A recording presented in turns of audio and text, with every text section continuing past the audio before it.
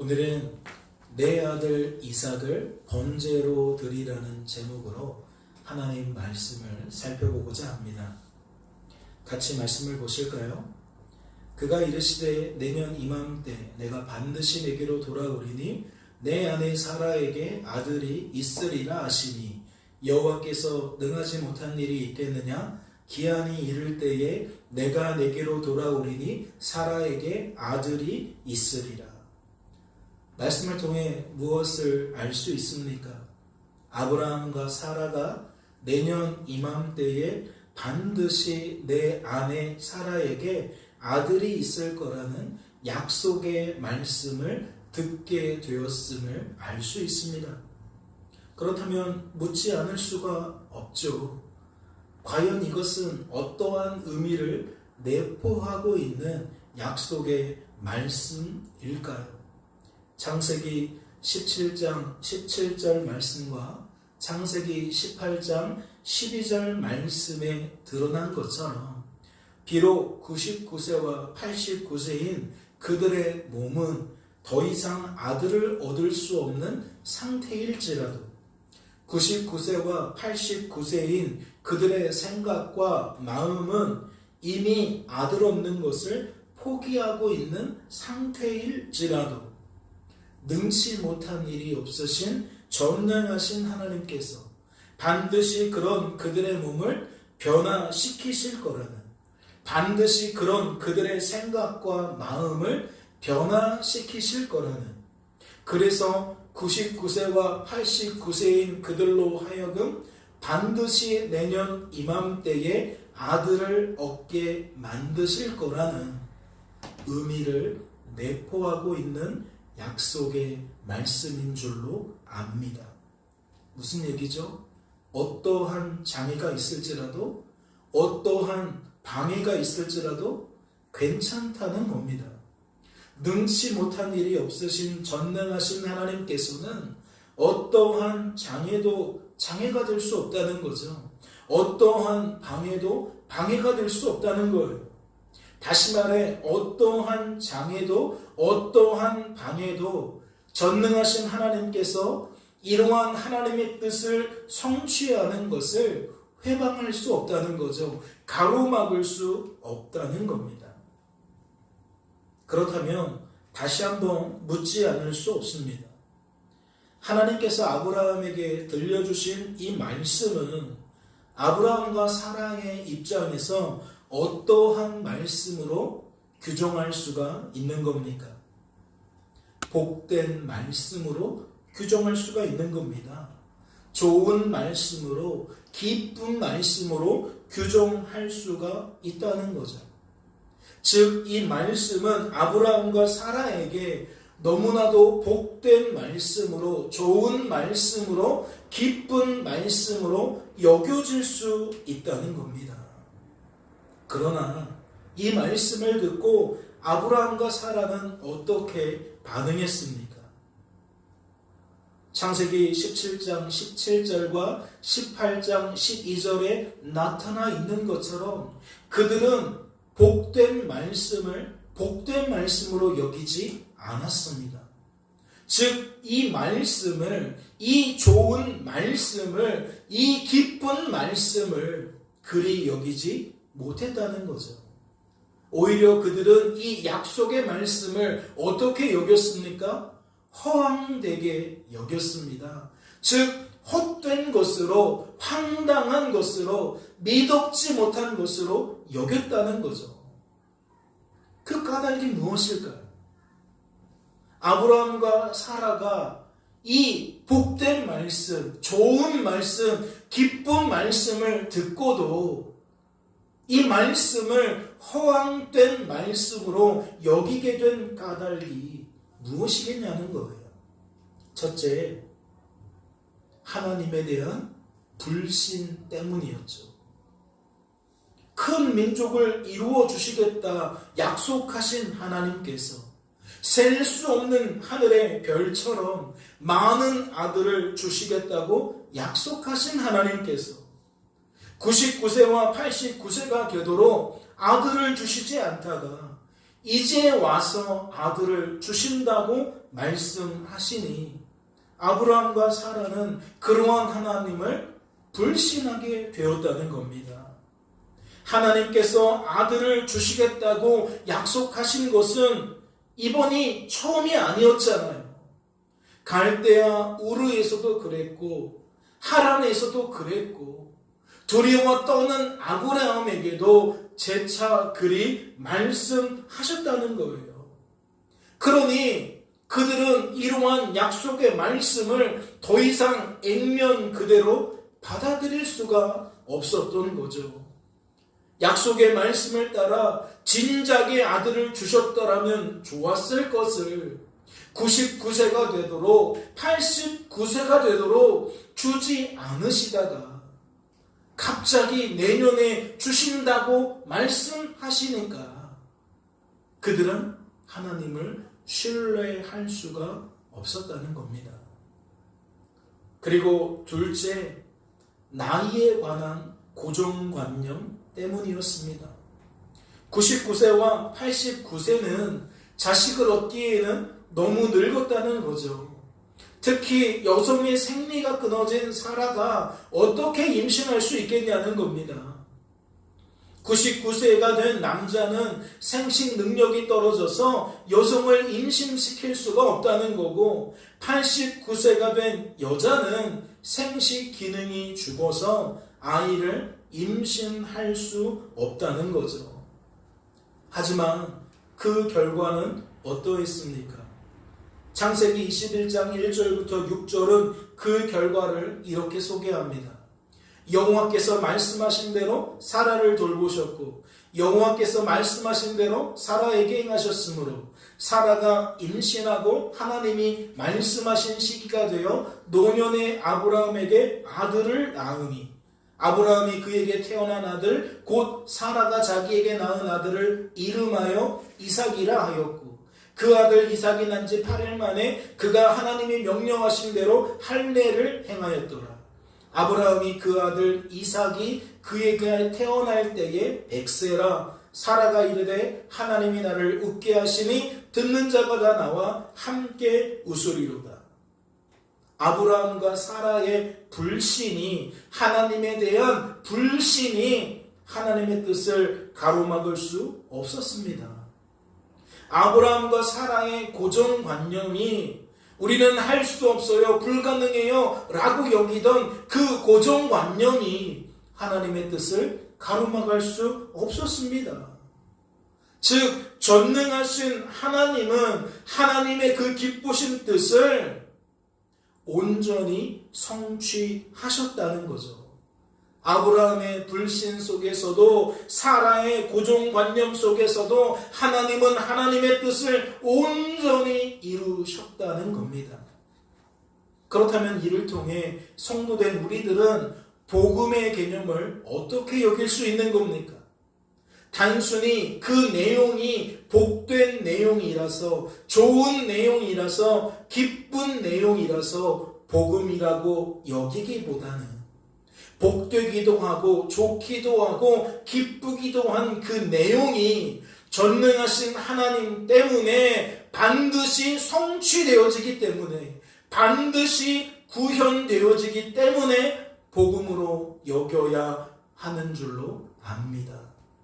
이해가 되셨어요? 지금 아브라함과 사라의 기사를 통해 우리는 복음이 무엇인지에 대한 개념을 정리할 수 있는데 이 개념은 어떠한 식으로 정리할 수가 있다는 겁니까? 일단 복된 소리라는 거예요.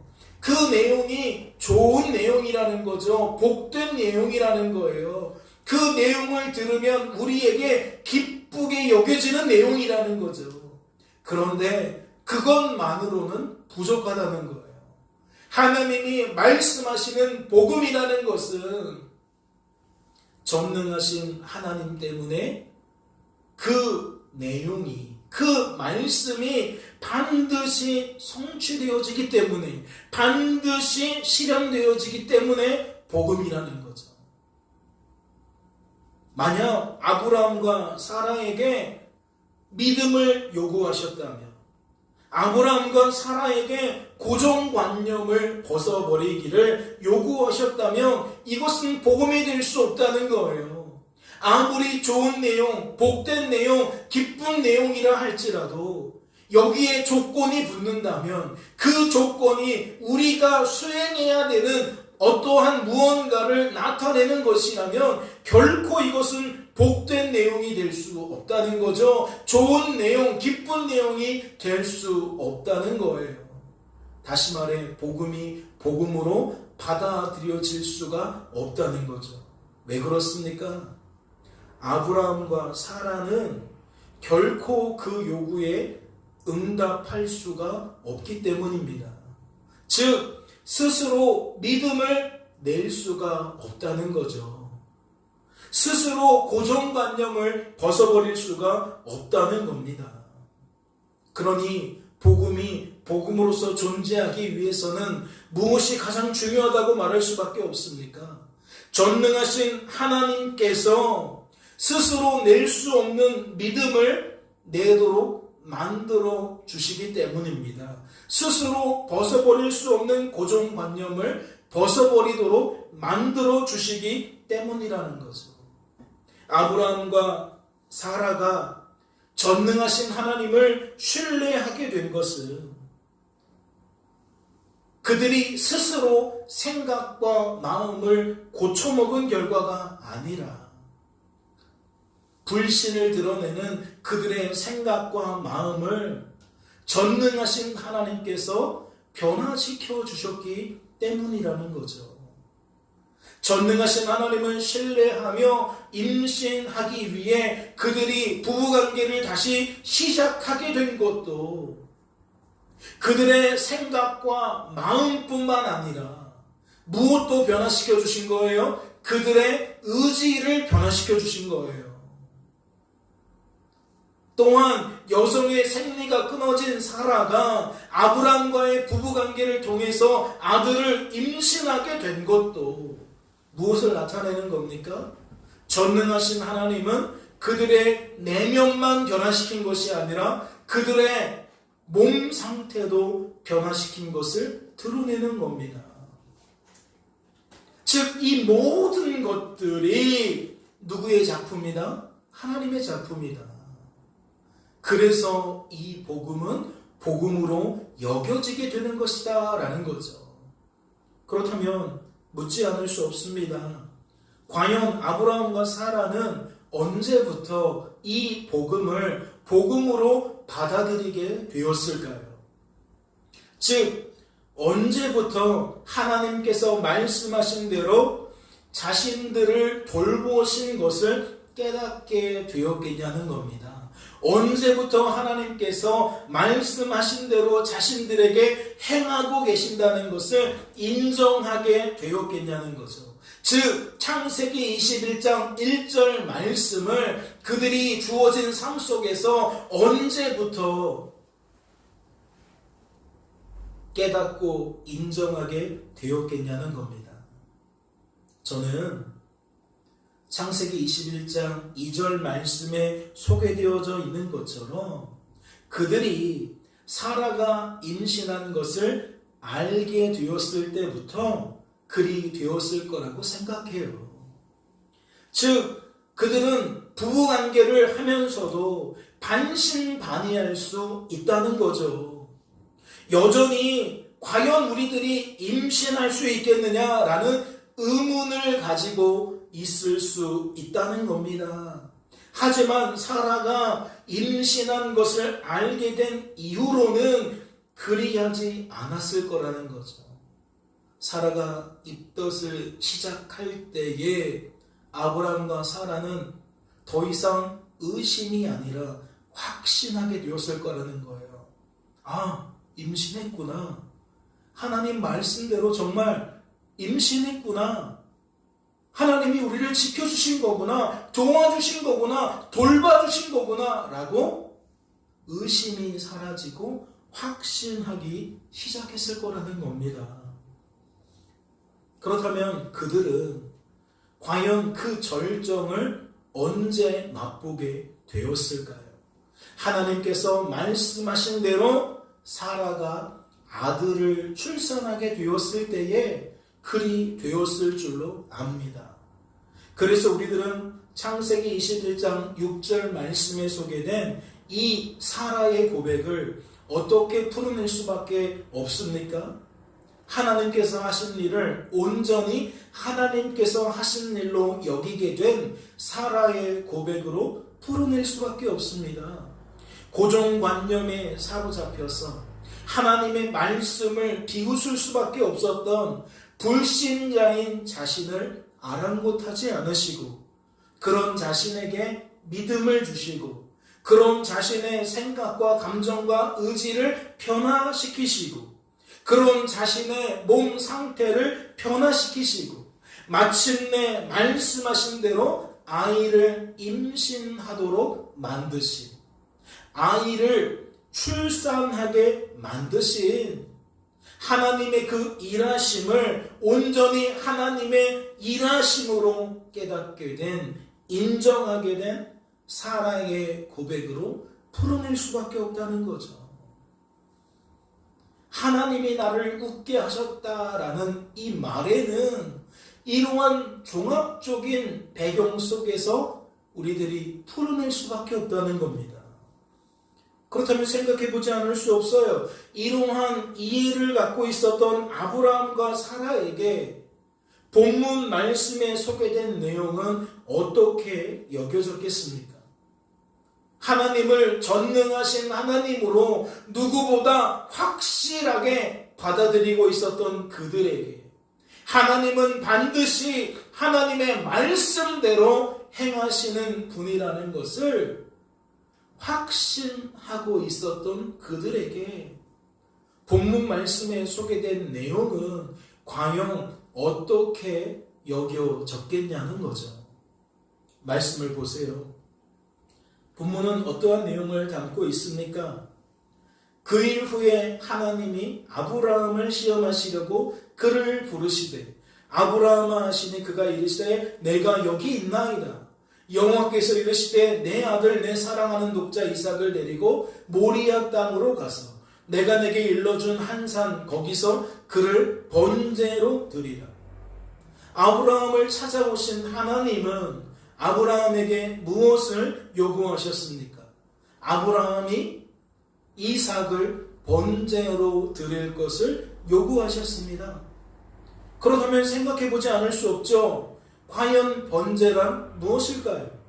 번제가 무엇이길래 하나님께서 아브라함에게 이삭을 번제로 드릴 것을 요구하셨냐는 겁니다. 말씀은 그 힌트를 이렇게 소개합니다. 여호와께서 그에게 이르시되 나를 위하여 3년 된 암소와 3년 된 암염소와 3년 된 순양과 산비둘기와 칡비둘기 새끼를 가져올지니라. 아브라함이 그 모든 것을 가져다가 그 중간을 쪼개고 그 쪼갠 것을 마주 대하여 놓고 그 새는 쪼개지 아니하였으며 해가 져서 어두울 때에 연기 나는 화로가 보이며 타는 횃불이 쪼갠 고기 사이로 지나더라. 그날에 여호와께서 아브라함과 더불어 언약을 세워 이르시되 내가 이 땅을 애굽 강에서부터 그 큰 강 유보라데까지 내 자손에게 주노니. 말씀을 통해 무엇을 할 수 있죠? 우선 번제라는 것은 제물로 바쳐질 짐승을 죽이고 죽인 짐승을 반으로 갈라서 반으로 가른 것을 마주 대하도록 제단에 펼쳐놓고 불로 태워서 그 짐승을 하나님께 제물로 바치는 제사라는 것을 알 수 있습니다. 즉 번제라는 것은 하나님께 드려질 짐승을 불로 태워서 올려드리는 제사라는 것을 알 수 있다는 거죠. 그리고 하나님은 번제라는 형식을 통해 아브라함과 언약을 맺으셨다는 것도 알 수 있습니다. 즉 언약을 어기는 자는 번제 때 사용한 그 제물처럼 불에 타서 소멸하게 될 거라는 언약을 맺었다는 거죠. 따라서 이것은 하나님께서 아브라함에게 약속하신 것을 반드시 이루어 주시겠다는 증표라고 할 수 있습니다. 왜냐하면 말씀은 언약의 내용으로 누구의 의무만 소개하고 있기 때문입니까? 오직 하나님의 의무만 소개하고 있기 때문입니다. 지금 이 언약은 지키지 않는 자가 불로 타서 소멸하게 될 거라는, 반드시 지켜야 한다는 그러한 의미를 내포하고 있는데, 내용을 들여다보니까 그 의무가 누구에 대한 의무만 나타나 있다는 거죠? 오직 하나님에 대한 의무만 나타나 있다는 겁니다. 즉 말씀은 하나님께서 반드시 큰 민족을 이루어 주실 거라는, 반드시 가나안 땅을 주실 거라는, 하나님이 아브라함에게 지켜주셔야 하는 내용만 소개하고 있다는 거죠. 상호간에 맺은 언약이지만 그 내용을 들여다보면 이것은 일방적으로 하나님께서 하나님의 존재됨을 걸고 내가 반드시 너에게 약속한 것을 지켜주겠다라는 의미로 해석할 수밖에 없다는 거예요. 그렇다면 이러한 것들을 바탕으로 곰곰이 생각해 보시기 바랍니다. 하나님께서 아브라함에게 이삭을 번제로 드리라고 한 것은 어떠한 의미가 되겠습니까? 저는 두 가지라고 생각하는데, 첫째, 아버지에게 아들을 죽여서 아들을 반으로 가르고 반으로 가른 것을 마주대하도록 제단에 펼쳐놓고 그 아들의 시체를 불로 태워서 하나님께 바치라는 의미가 된다고 생각해요. 즉 번제라는 것을 순수하게 제사의 의미로만 접근한다면 이러한 해석이 가능하다는 거죠.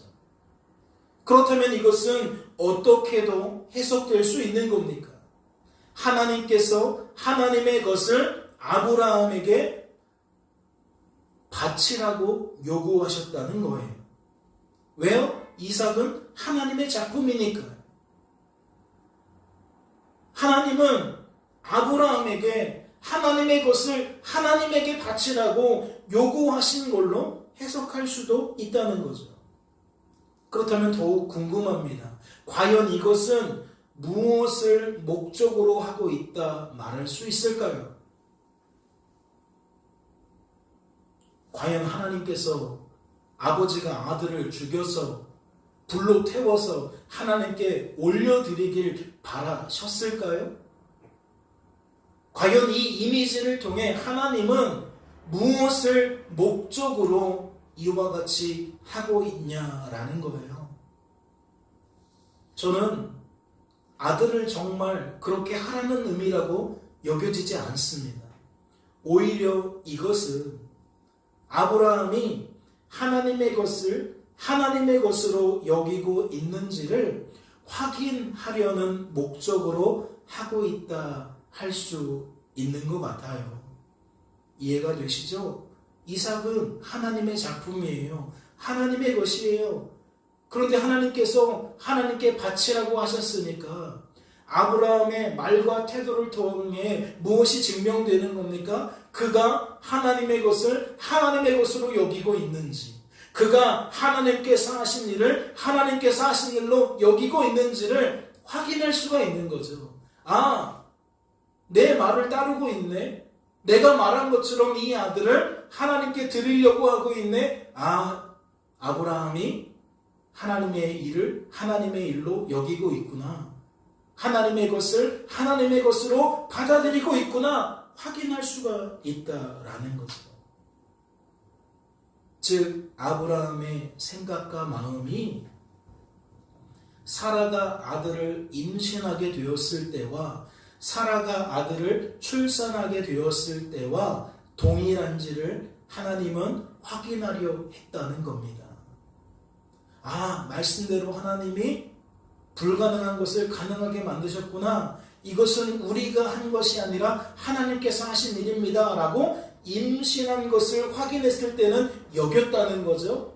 아들을 출산하게 되었을 때는 그리 확신했다는 겁니다. 그런데 지금은 시간이 조금 흐른 거예요. 이 이삭이 이제 젖도 떼고 어느 정도 성장한 상태입니다. 그러니까 하나님은 확인하신 거죠. 시간이 지났는데 과연 아브라함이 여전히 그 생각인지 그 마음인지 확인했다는 겁니다. 둘째, 이삭을 번제로 드리며 하나님과 아브라함이 맺은 언약을 갱신하자는 의미가 되는 겁니다. 즉 번제를 단순히 제사로 여기는 것이 아니라 언약을 맺는 형식의 일환으로 접근한다면 이러한 해석이 된다는 거죠. 그렇다면 이것은 어떻게도 해석될 수 있는 겁니까? 이삭을 번제물로 드리는 것이 이 일의 핵심이 아니라 이삭을 번제로 드리며 하나님께서 아브라함과 언약을 맺으려 하신 것이 핵심이라고 할 수 있는 겁니다. 그렇다면 이것을 뒷받침하기 위해서는 무엇이 필요한 겁니까? 갱신되어지는 언약의 내용이 반드시 필요한 겁니다. 생각해 보세요. 짐승을 번제물로 사용하는 것보다 사랑하는 아들을 번제물로 사용한다면 하나님께 드리는 제물의 가치는 당연히 올라간다고 말할 수밖에 없습니다. 그런데 이것만으로는 부족하잖아요. 이 일의 가장 중요한 것은 제물이 아니라 언약의 내용이라고 말씀드렸지 않습니까? 그렇다면 갱신되어지는 내용은 제물의 성격을 보았을 때에 누구에게 그 의무가 부과되어야만 합니까? 짐승 대신 아들인 이삭을 번제물로 드려야 하는 것이니 당연히 갱신되어지는 내용도 그 의무가 아브라함에게 부과되어야 한다고 생각합니다. 왜냐하면 이 번제물로 사용된 이삭은 아브라함에게 짐승과는 비교조차 할 수 없는 커다란 가치를 가지기 때문입니다.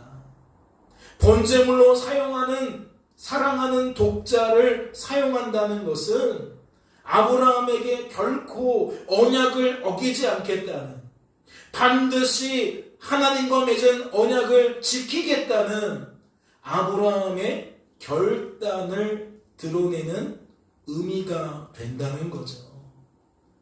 내가 내 아들을 들여서라도 이것을 맹신합니다. 반드시 지키겠습니다. 그러한 의미가 부여된다는 겁니다. 따라서 갱신되어지는 내용은 반드시 누구에게 언약의 의무가 부과되어야 한다? 예, 아브라함에게 부과되어야 한다. 그렇다면 다시 묻지 않을 수 없습니다. 여러분, 지금 두 가지 경우를 살펴보았는데 잘 생각해 보세요. 과연 하나님께서 아브라함에게 이삭을 번제로 드리라고 한 것은 어떠한 의미가 될까요?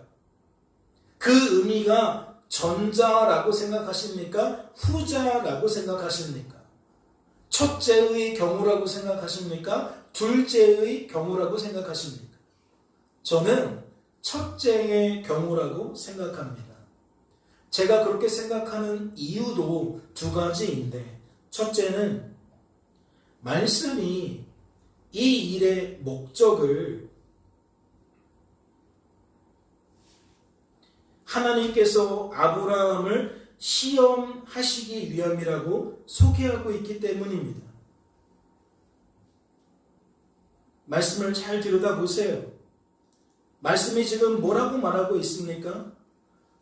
나는 이 일을 아브라함을 시험하기 위해 하고 있는 것이다 라고 드러내고 있어요. 즉, 이 일은 아브라함의 생각과 마음이 아브라함의 의지가 여전한지를 확인하고 싶어 했기 때문이라는 거죠. 그가 여전히 하나님께서 하신 일을 하나님께서 하신 일로 여기고 있는지를 확인하시기 위함이라고 말씀이 그 목적을 드러내고 있다는 겁니다. 그래서 저는 첫째 경우라고 생각한다는 거죠. 전자의 경우라고 생각한다는 겁니다. 이게 첫 번째 이유고, 두 번째 이유는 말씀은 갱신되어지는 언약의 내용을 소개하고 있지 않기 때문입니다. 17절과 18절 말씀을 보세요. 새로운 언약의 내용 중에 그 의무가 누구에게 부과되고 있습니까? 아브라함에게 부과되고 있나요? 번제물의 성격을 보았을 때에 반드시 아브라함에게 의무가 부과되어야 한다고 말했습니다. 그런데 17절과 18절 말씀을 보면 무엇을 알 수 있습니까? 이번에도 여전히 하나님께만 의무가 부과되고 있음을 확인할 수가 있습니다. 말씀에 소개하고 있는 내가 가리키는 게 누구입니까? 하나님입니다. 내게 가리키는 것이 누구입니까? 아브라함입니다. 즉 갱신되어지는 내용을 들여다보니까 같은 내용이라는 거예요. 하나님께서 아브라함에게 복을 주시겠다는 말씀이고, 하나님께서 아브라함의 자손들이 번성하게 만들어 주실 거라는 이야기입니다. 아브라함의 의무가 없어요. 여전히 하나님이 지키셔야 하는 내용만 있는 겁니다. 심지어 말씀을 보세요. 사자가 이르시되 그 아이에게 내 손을 대지 말라, 그에게 아무 일도 하지 말라. 내가 내 아들 내 독자까지도 내게 아끼지 아니하였으니 내가 이제야 내가 하나님을 경외하는 줄 아노라. 아브라함이 눈을 들어 살펴본즉 한 순양이 뒤에 있는데 뿔이 수풀에 걸려 있는지라. 아브라함이 가서 그 순양을 가져다가 아들을 대신하여 번제로 드렸더라. 말씀을 통해 무엇을 알 수 있죠? 번제물로 이삭이 사용되지 않았다는 것을 알 수 있어요. 우리는 무엇을 추론한 겁니까? 번제물이 아들로 사용되어졌기 때문에 반드시 갱신되어지는 내용은 아브라함에게 부과되어져야 된다라는 것을 추론할 수 있었어요. 그런데 정작 말씀이 되어지는 과정을 드러낸 것을 보니까 아들로 번제가 이루어지지 않았어요. 오히려 하나님께서 준비하신 순양으로 번제가 이루어졌습니다. 그렇다면 창세기 15장 말씀과 22장 말씀은 그 성격이 전혀 다르지 않은 거죠. 하나님께만 부여되는 의무가 강조되고 있다는 것은 하나님의 다짐이고 결단이고 작정인 겁니다. 아브라함아, 내가 너에게 약속한 것을 지키지 않으면 내가 죽겠다. 내가 사라지겠다. 즉 하나님은 이번에도 하나님의 존재됨을 가지고 내가 반드시 아브라함과 맺은 언약을 지켜주겠다라는 내용을 드러냈을 뿐이라는 거죠. 그러니 저는 어떻게 생각할 수밖에 없다? 전자라고 생각할 수밖에 없다. 앞서 살펴본 첫 번째 이유와 지금 살펴본 이 두 번째 이유를 바탕으로 이건 전자의 성격이겠구나, 첫째가 말하고 있는 경우이겠구나 라고 판단할 수밖에 없다는 거예요. 그렇다면 이제 우리들은 무엇에 관심을 기울여야 될까요? 하나님께서 아브라함에게 요구하신 것이 무엇을 위함인지 발견하셨다면 이제 우리들은 무엇에 관심을 기울여야겠냐는 겁니다. 이제 우리는 이 말씀을 듣게 된 아브라함의 반응이 어떠했을지에 대하여 관심을 기울여야 됩니다. 과연 그가 이 말씀을 듣고 어떻게 반응했을지, 그가 그렇게 반응한 이유는 무엇이었을지, 그것에 관심을 기울여야 한다는 거죠. 말씀을 보세요. 말씀은 그 모습을 이렇게 나타냅니다. 아브라함이 아침에 일찍 일어나 나귀의 안장을 지우고 두 종과 그의 아들 이삭을 데리고 번제에 쓸 나무를 쪼개어 가지고 떠나 하나님이 자기에게 일러주신 곳으로 가더니 제3일에 아브라함이 눈을 들어 그곳을 멀리 바라본지라 이에 아브라함이 종들에게 이르되 너희는 나귀와 함께 여기서 기다리라. 내가 아이와 함께 저기 가서 예배하고 우리가 너희에게로 돌아오리라 하고, 아브라함이 이에 번제나무를 가져다가 그의 아들 이삭에게 지우고 자기는 불과 칼을 손에 들고 두 사람이 동행하더니, 이삭이 그 아버지 아브라함에게 말하여 이르되 내 아버지요 하니, 그가 이르되 내 아들아 내가 여기 있노라. 이삭이 이르되 불과 나무는 있거니와 번제할 어린 양은 어디 있나이까. 아브라함이 이르되 내 아들아 번제할 어린 양은 하나님이 자기를 위하여 친히 준비하시리라 하고, 두 사람이 함께 나아가서 하나님이 그에게 일러주신 곳에 이른지라. 이에 아브라함이 그곳에 제단을 쌓고 나무를 버려놓고 그의 아들 이삭을 결박하여 제단 나무 위에 놓고 손을 내밀어 칼을 잡고 그 아들을 잡으려 하니. 말씀을 통해 무엇을 깨닫게 되십니까? 아브라함의 생각과 마음은 전능하신 하나님 때문에 변화된 상태였음을 깨닫게 되십니까? 아브라함의 의지는 전능하신 하나님 때문에 하나님 말씀에 부합된 상태였음을 깨닫게 되시냐는 것. 말씀을 다시 보세요. 말씀은 아브라함의 모습을 어떻게 소개하고 있습니까? 이삭을 번제로 드리기 위해, 즉 하나님의 말씀대로 행하기 위해 아침 일찍부터 일어나는 모습으로 소개하고 있습니다. 즉 아침 일찍부터 준비를 서두르고 말씀하신 장소로 지체 없이 출발하는 모습으로 소개하고 있다는 거죠. 그렇다면 이것은 무엇을 배제한 겁니까? 하나님 말씀에 대한 아브라함의 거부감을 배제한 겁니다. 즉 내 사랑하는 독자 이삭을 번제로 드리라는 말씀에 대한 아브라함의 부정적인 생각과 감정과 의지를 배제하고 있다는 거죠. 다시 말해 내년 이맘때에 내 아내 사라에게 아들이 있으리라는 말씀을 듣고 부정적인 생각과 감정과 의지를 말과 태도로 드러낼 수밖에 없었던 것이 바로 아브라함인데, 즉 복된 말씀, 좋은 말씀, 기쁜 말씀을 듣고도 자신의 고정관념과 하나님에 대한 불신 때문에 부정적인 말과 태도를 드러낼 수밖에 없었던 것이 아브라함인데, 지금 말씀은요, 내 사랑하는 독자 이삭을 번제로 드리라는 말씀이에요. 그 내용 자체가 아브라함의 입장에서 전혀 좋은 말씀 아니고, 전혀 복된 말씀 아니고, 전혀 기쁜 말씀 아니라는 거죠. 그렇다면 당연히 아브라함은 어떻게 반응해야 됩니까? 부정적인 생각과 감정과 의지를 말과 태도로 드러내야 합니다. 그게 아브라함이어야 해요. 그런데 말씀은 전혀 그렇지 않다는 거죠. 내 사랑하는 독자 이삭을 번제로 드리라는 말씀을 듣고도 아브라함은 부정적인 생각과 감정과 의지를 말과 태도로 일절 드러내지 않고 있다는 겁니다. 어디 그뿐인가요? 말씀을 다시 보세요. 22장 8절부터 10절 내용을 보니까 말씀은 아브라함의 모습을 어떻게 소개하고 있습니까?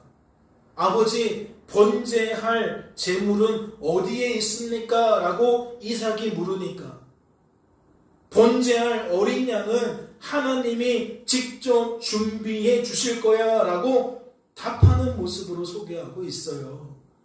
또한 말씀하신 곳에 이르니까 번제 드릴 모든 준비를 마치고 망설임 없이 아들 이삭을 잡으려고 하는 모습을 소개하고 있습니다.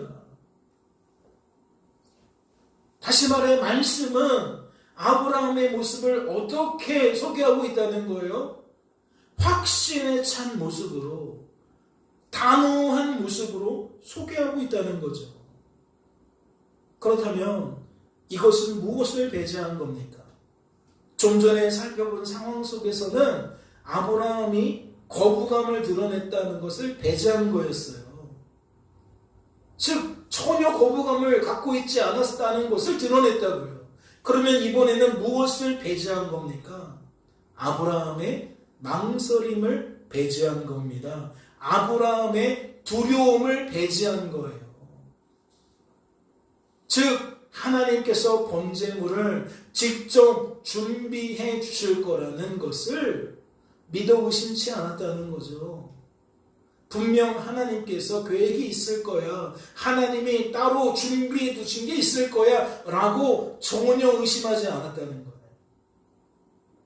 그리고 막상 그것을 확인할 수 없었을 때에 아주 단호하게 아들을 잡아 번제로 드리려고 했다는 것을 보니까 아브라함의 말과 태도는 마지막 순간까지 무엇이 없었다는 거예요? 망설임이 없었다는 거예요. 마지막 그 순간에 그 마지막까지도 아브라함은 그 마음에 하나님에 대한 불신이 없었다는 거죠. 주저함이 없었다는 거예요. 그렇다면 묻지 않을 수 없잖아요. 일반적인 아버지의 모습 아닙니다. 그렇지 않나요? 아브라함이 아니라 그 누구라도 이것은 일반적인 부모의 모습이 아니에요. 어떻게 자식을 번제로 드릴 수 있겠습니까? 불가능한 일이잖아요. 그런데 아브라함은 이토록 거부감을 드러내지 않고 망설임을 드러내지 않고 두려움을 드러내지 않았다? 그러면 우리는 고민해 볼 필요가 있는 거죠. 과연 무엇이 아브라함으로 하여금 이렇게 반응하도록 만들었을까? 무엇이 이것을 가능하게 만들었을까? 저는 앞서 설명을 드린 것처럼 하나님께서 아브라함의 생각과 감정과 의지를 붙들어 주셨기 때문이라고 생각해요. 그렇다면 하나님께서는 무엇을 통해 그의 생각과 감정과 의지를 붙들어 주셨을까요? 그동안 줄곧 하나님께서 즐겨 사용하신 방법이 무엇이었습니까? 친히 찾아가셔서 하나님이 언약의 말씀을 들려주심으로 그리하신 겁니다. 아브라함은 괜히 우르를 떠난 게 아니에요. 괜히 하란을 떠난 게 아닙니다. 괜히 이때까지 하나님의 편에서 살아온 게 아닙니다. 번번이 넘어지고 자빠지고 실수하고 실패하지만 하나님이 그때마다 아브라함을 찾아가셔서 언약의 말씀으로 아브라함의 생각과 감정과 의지를 변화시켜 주셨기 때문이라는 거죠. 그래서 저는 과연 무엇에 근거했을까라고 생각했고 그 말씀을 창세기 17장에서 찾아낼 수 있었습니다. 말씀을 같이 보실까요? 하나님이 이르시되 아니라 내 아내 사라가 내게 아들을 낳으리니 너는 그 이름을 이삭이라 하라. 내가 그와 내 언약을 세우리니 그의 후손에게 영원한 언약이 되리라.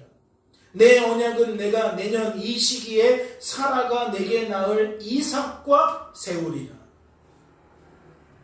저는 하나님께서 바로 이 말씀, 이삭에 관하여 말씀하신 이 말씀을 아브라함이 기억하도록 만드셨다고 생각해요. 이삭을 번제로 드리라고? 그러면 하나님이 하나님의 말씀을 지키지 않으시겠다는 건데, 하나님은 분명 이 이삭과 언약을 맺겠다고 말씀하셨는데, 거듭해서 말씀하셨는데, 심지어 이삭만 아니라 이삭의 후손들과도 맺으시겠다고 말씀하셨는데, 아직 결혼도 안 한 이 아들이 지금 이곳에서 죽어버리면 그것이 어떻게 가능하지? 이것은 하나님께서 이삭을 번제로 실제적으로 드리라는 얘기가 아니구나 라고 확신했을 거라는 거죠. 다른 목적이 있구나, 다른 계획이 있구나. 내가 그것이 무엇인지는 알지 못해도 나는 이 말씀을 붙들고 하나님이 내 아들을 죽이지 않으실 거라고 확신한다.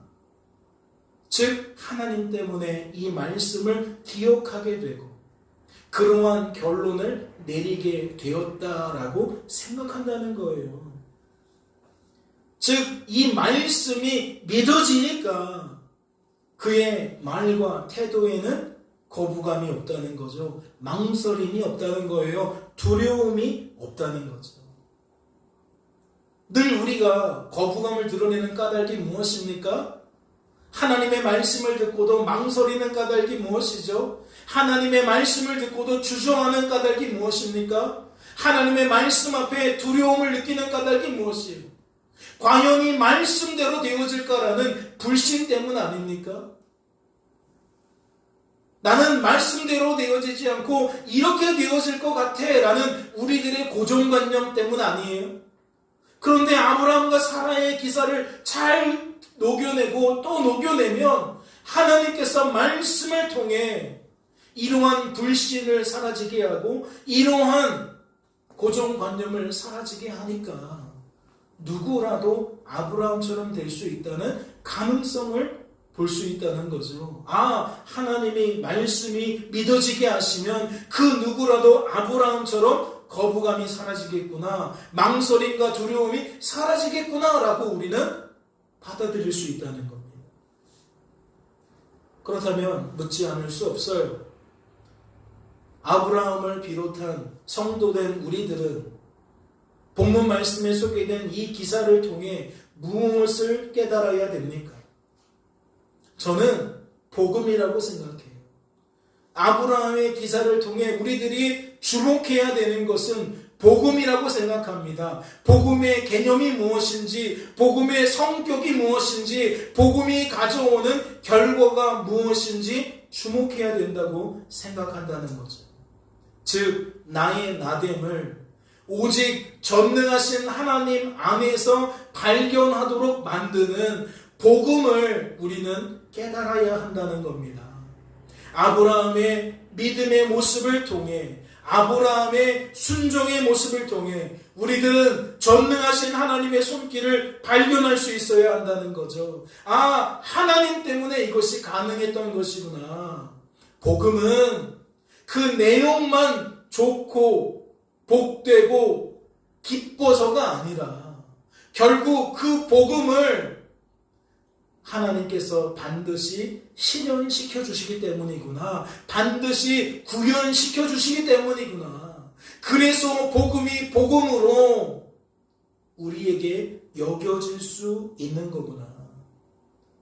우리는 어제의 감정이 오늘의 감정일 수 없고 아침의 생각이 저녁의 생각일 수 없어서 늘 왔다 갔다 하는데, 그런 우리들에게 만약 어떠한 조건이 부과되어지면 우리는 결코 복음을 눈앞에 두고도 내 것으로 삼을 수가 없다는 거죠. 그 복음을 가지고 내가 좋게 여길 수도, 복되게 여길 수도, 기쁘게 여길 수도 없다는 거예요. 그런데 성경에서 말하는 복음은 그 골자가 내용도 내용이지만 그 복음이 하나님 때문에 성취된다는 성격을 강하게 드러내기 때문에 누구라도 복음은 복음으로 여길 수 있는 거구나라는 이치를 깨닫게 된다는 거죠.